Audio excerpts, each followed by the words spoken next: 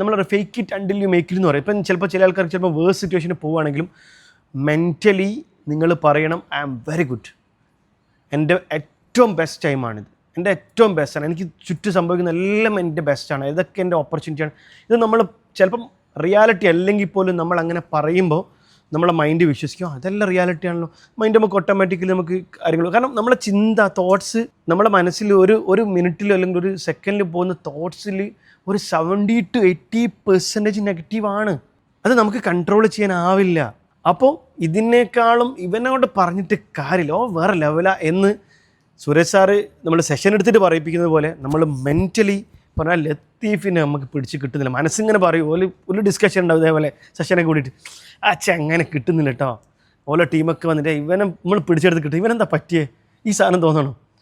ഷൗക്കത്തൊക്കെ ആകിയൊക്കെ ഭയങ്കര നെഗറ്റീവ്, വേഗം കിട്ടുമായിരുന്നു, നമ്മൾ പറഞ്ഞെടുത്ത് കിട്ടുമായിരുന്നു, ഉറങ്ങും അങ്ങനെ പോയതാണ്. ഇപ്പം എന്തെല്ലോ മാറ്റി പിടിച്ചിട്ട് കിട്ടുന്നില്ലല്ലോ.